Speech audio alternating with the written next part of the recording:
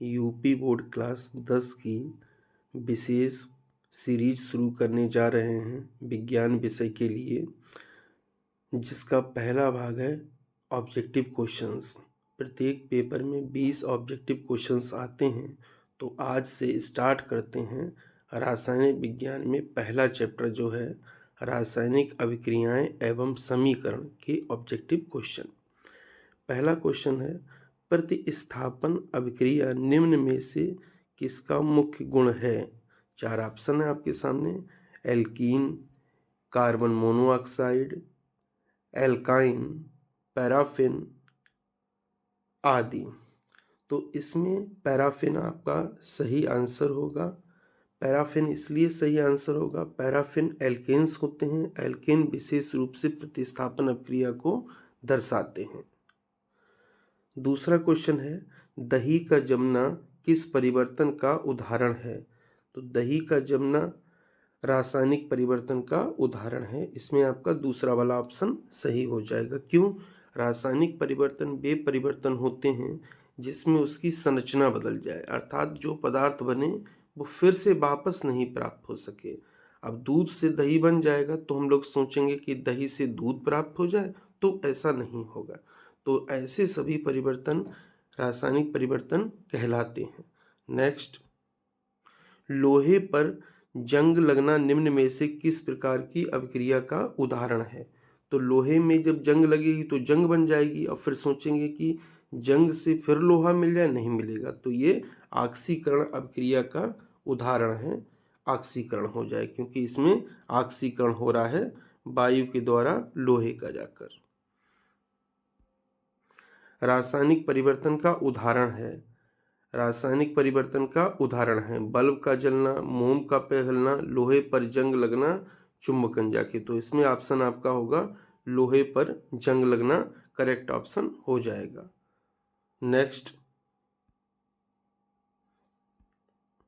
हमारे शरीर में भोजन का पाचन किस प्रकार की अभिक्रिया का उदाहरण है? तो हमारे शरीर में भोजन का पाचन होता है वो किस अभिक्रिया के द्वारा होता है? वो होता है अपघटन अभिक्रिया के द्वारा। किसके द्वारा होता है? अपघटन अभिक्रिया के द्वारा। मोस्ट इंपॉर्टेंट ये क्वेश्चन है। नेक्स्ट है, संयोजन अभिक्रिया का उदाहरण है। अब संयोजन अभिक्रिया किसे कहते हैं? जिसमें 2 या 2 से अधिक परमाणु जुड़कर किसी एक यौगिक का निर्माण करते हैं तो संयोजन अभिक्रिया कहलाती है। अब इसमें आप देखेंगे कि जो कार्बन का वायु में जलना, कार्बन का मतलब क्या है? कार्बन का मतलब क्या है? C, और प्लस में क्या है? वायु यानी O2। तो जब जलेगी जाकर तो CO2 बन जाएगा। तो देखेंगे आप कि C और O2 मिलके CO2 बना रहे हैं, यानी 2 या 2 से अधिक जुड़कर एक यौगिक बना रहे हैं। तो ये संयोजन अभिक्रिया का उदाहरण हो जाएगा। ठीक है।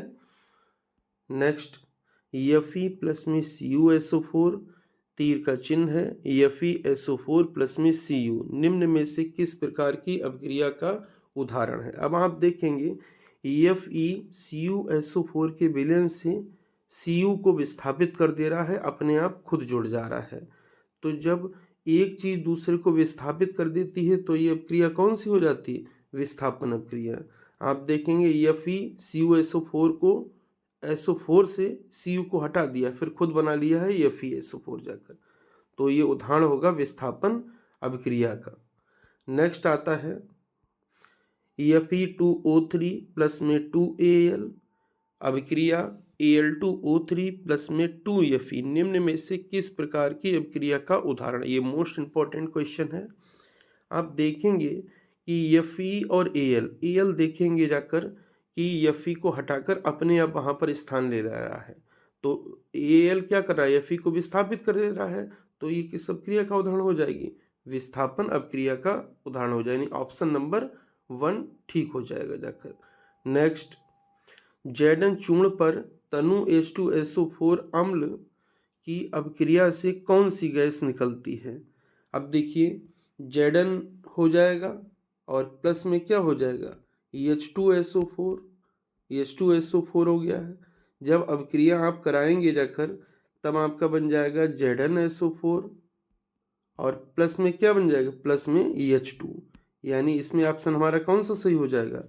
EH2 यानी थर्ड ऑप्शन हमारा करेक्ट हो जाएगा जाकर।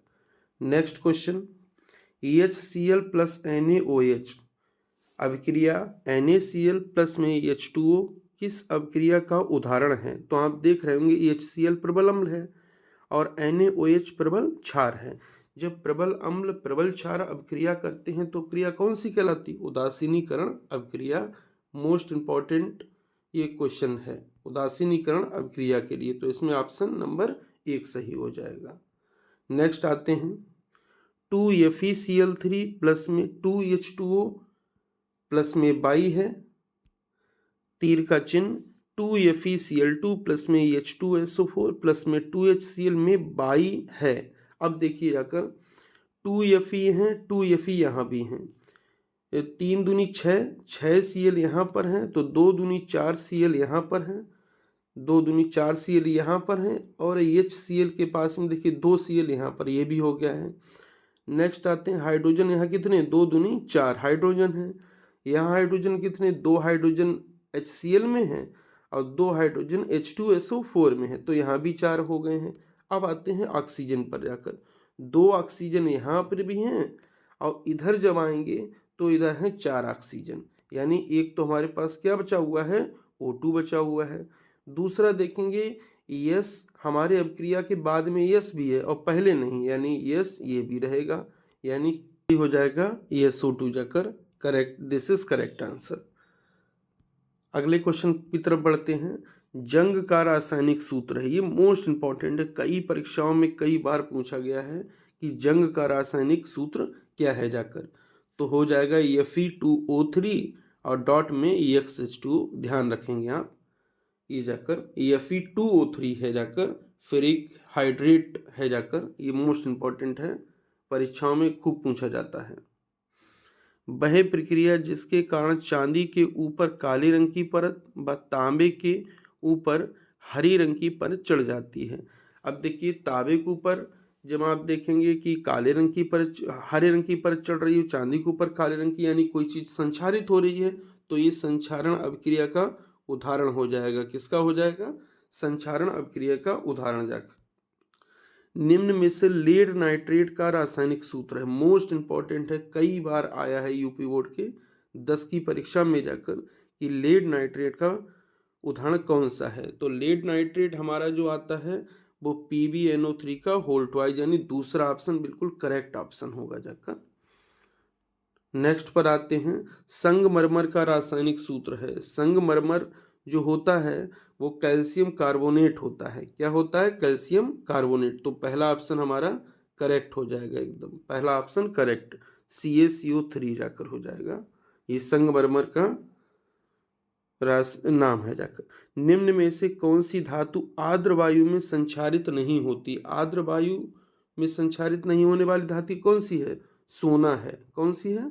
सोना है। तो इसका करेक्ट आंसर हो जाएगा सोना, क्योंकि लोहा को आप देखेंगे वायु में वो भी जंग खाने लगता है, तांबे पर भी आप देखेंगे हरे रंग की परत चढ़ती है, चांदी पर भी आप देखेंगे काले रंग की परत चढ़ने लगती है, लेकिन सोने पर कोई भी फर्क नहीं पड़ता, यानी सोना संचारित नहीं होता है।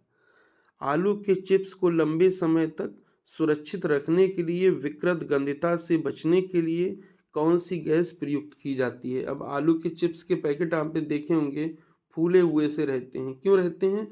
क्योंकि उनमें नाइट्रोजन गैस भरी रहती है। नाइट्रोजन गैस क्यों भरी रहती है? क्योंकि लंबे समय तक वो उसमें नमी नहीं जाने देती है, जिससे वो विकृत गंधिका नहीं हो पाती है उनमें जाके, इसलिए करेक्ट आंसर कौन सा होगा? नाइट्रोजन गैस जाकर। सूर्य के प्रकाश में अपघटित होने वाला लवण है। अब सूर्य के प्रकाश में कौन सा अपघटित होने वाला लवण है? तो आपका AgCl correct answer. Most important question है AgCl, यानी सिल्वर क्लोराइड जाकर। नेक्स्ट, भौतिक परिवर्तन का उदाहरण नहीं है, ये क्वेश्चन थोड़ा सा मिस्टेक हो गया है टाइपिंग में। तो भौतिक परिवर्तन का उदाहरण कौन सा नहीं है?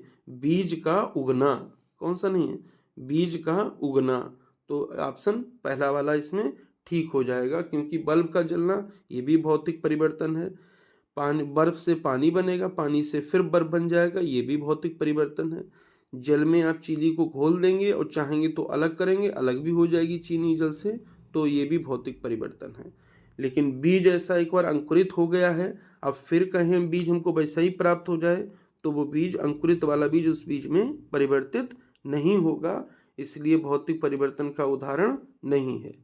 निम्न में से ऊष्माशोषी अभिक्रिया है। ऊष्माशोषी अभिक्रिया कैसी होती है?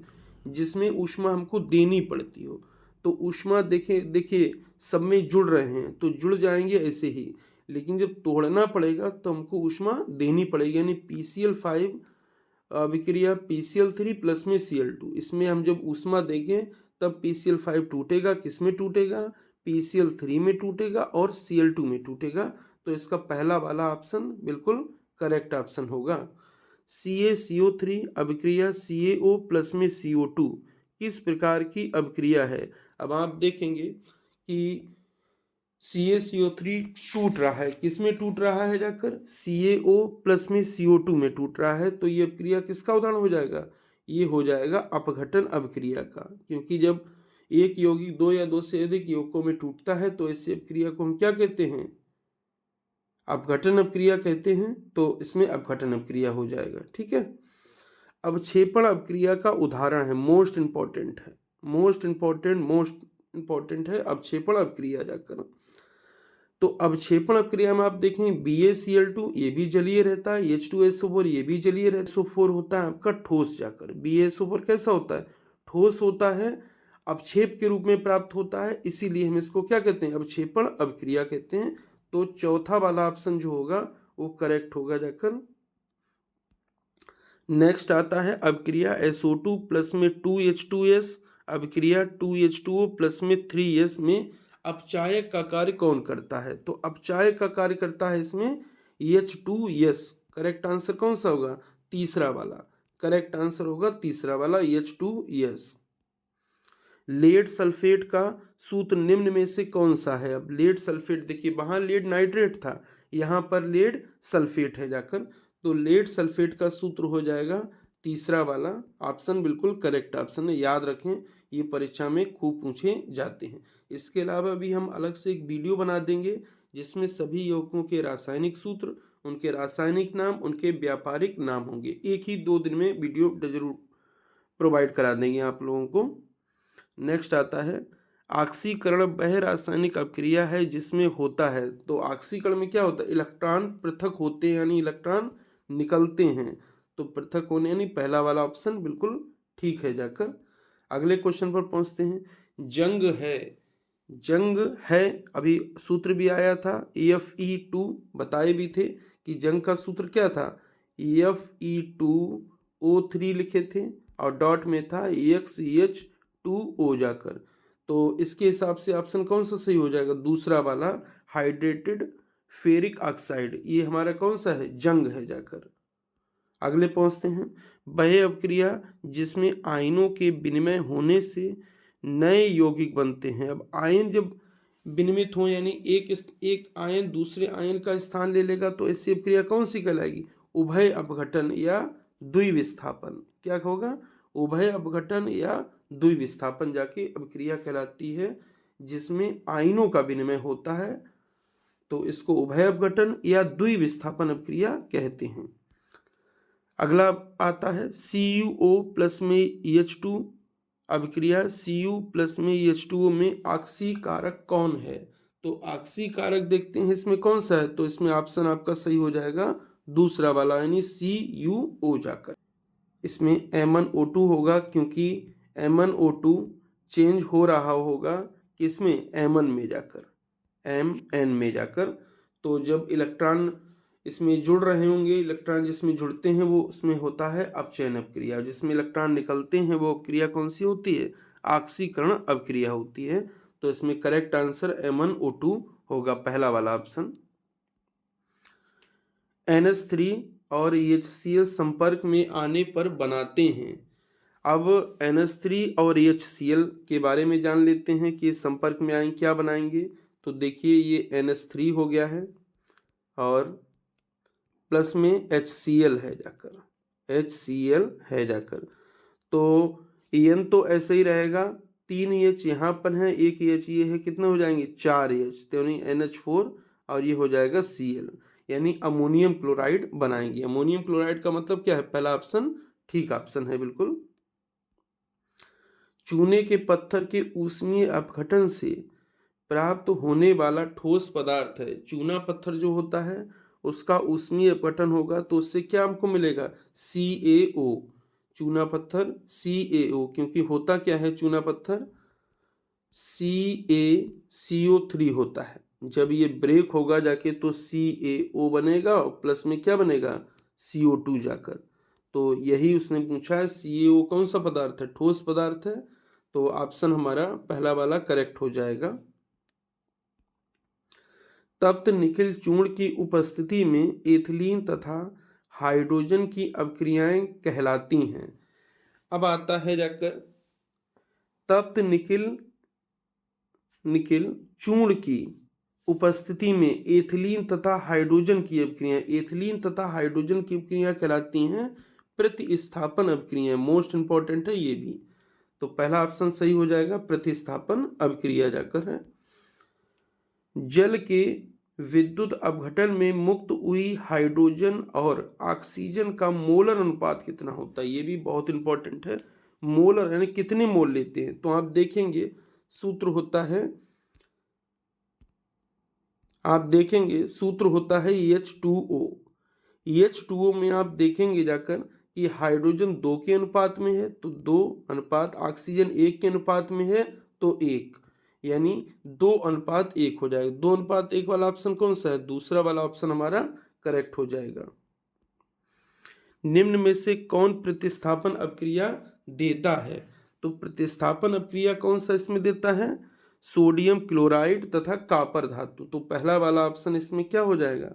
सही हो जाएगा, यानी सोडियम क्लोराइड तथा कॉपर धातु ये प्रतिस्थापन अभिक्रिया देते हैं जाकर।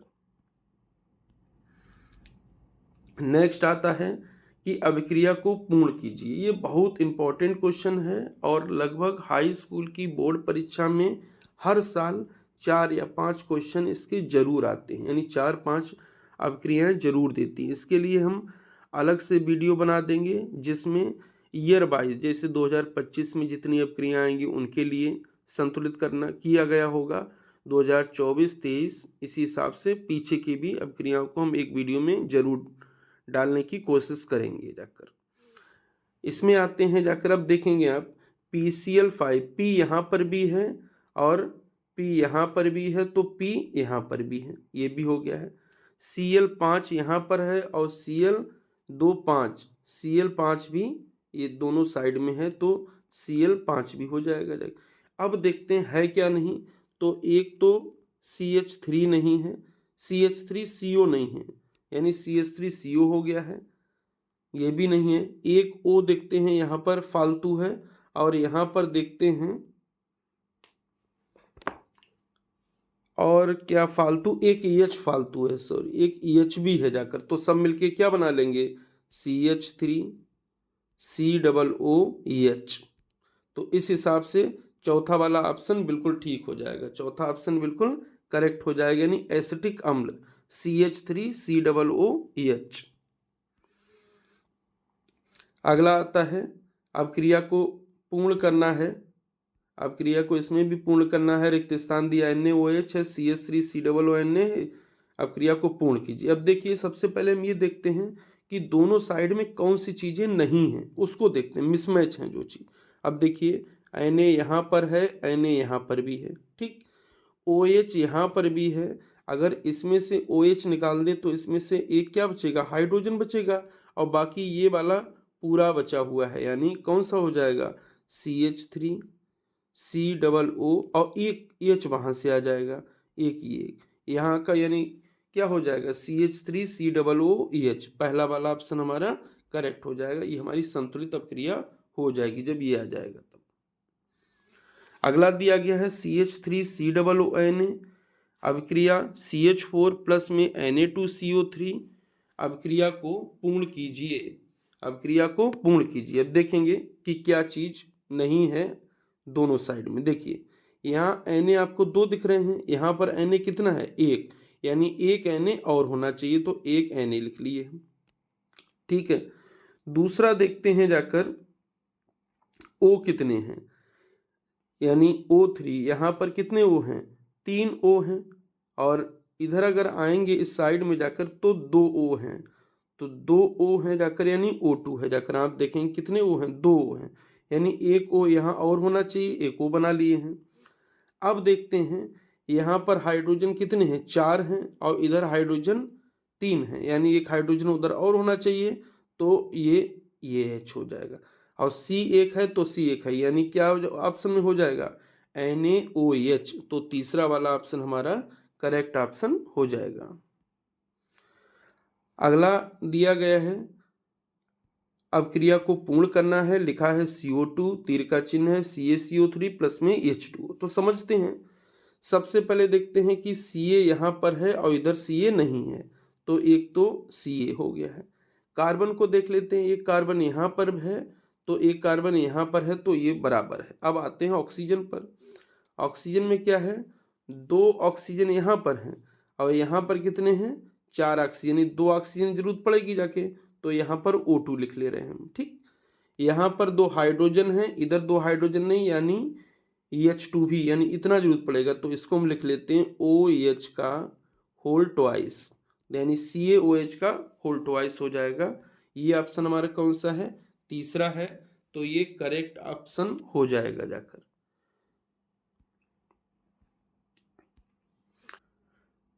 अगला देखते हैं, ठंडी जल से हाइड्रोजन गैस बनाती है, यानी ठंडी जल किससे अभिक्रिया करके हाइड्रोजन गैस बनाती है, तो इसका ऑप्शन सही हो जाएगा सोडियम जाकर।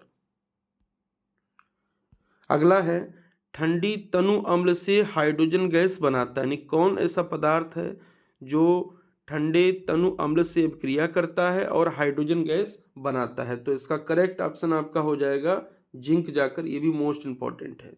इस प्रकार पहले चैप्टर के लिए MCQ क्वेश्चन कंप्लीट होते हैं। अब दूसरे चैप्टर के लिए इसी प्रकार रोज ही ऑब्जेक्टिव सीरीज आती रहेगी। इसके अलावा हम इसमें IUPAC ने रासायनिक अपक्रियाओं को संतुलित करना जाके और फिजिक्स के सवाल भी जो हर साल पूछे गए यूपी बोर्ड में, उनका रिवीजन करते जाएंगे। उनके लिए वीडियो जल्द से जल्द आती जाएगी। आप लोग सपोर्ट करें ताकि अच्छे से अच्छा कंटेंट हम प्रोवाइड करा सके।